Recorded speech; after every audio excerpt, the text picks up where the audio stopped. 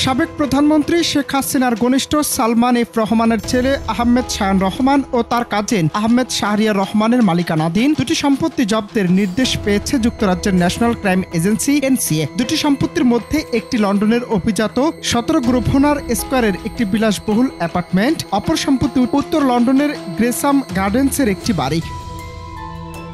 যুক্তরাজ্য নির্বাচন commission record অনুযায়ী শেখ হাসিনার বোন এবং যুক্তরাজ্যের সাবেক সিটি মন্ত্রী টিউলিপ সিদ্দিকের মা শেখ রেহানা গ্রেসাম গার্ডেন্সের বাড়িতে বসবাস করতেন, তবে বর্তমানে তিনি সেখানে থাকেন কিনা তা স্পষ্ট নয়।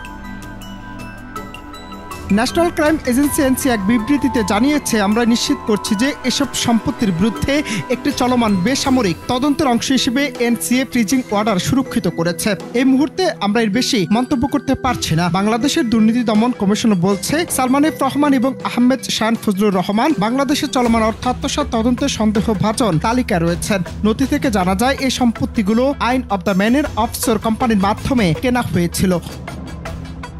তবে ফিনান্সিয়াল টাইমসের এক প্রতিবেদনে বলা হয়েছে, বিষয়টি নিয়ে শেখ হাসিনা সংশ্লিষ্টদের সাথে যোগাযোগ করার চেষ্টা করে না পাওয়ায় তাদের মন্তব্য নিতে সক্ষম হয়নি। গেল বছরের 5 আগস্ট ছাত্র জনতার অভ্যুত্থানে আওয়ামী লীগ সরকারের পতনের পর দেশ ছাড়েন সাবেক প্রধানমন্ত্রী শেখ হাসিনা। এরপর থেকে নেতাকর্মী এবং শেখ হাসিনা সংশ্লিষ্টরা আত্মগোপনে কিংবা বিভিন্ন দেশে আশ্রয় নিয়েছেন। দেশের শাসন কার্য পরিচালনার সময় নানা অপরাধে ইতিমধ্যে রাজনৈতিক কর্মকাণ্ড নিষিদ্ধের পাশাপাশি আওয়ামী লীগের নিবন্ধন স্থগিত করেছে নির্বাচন কমিশন।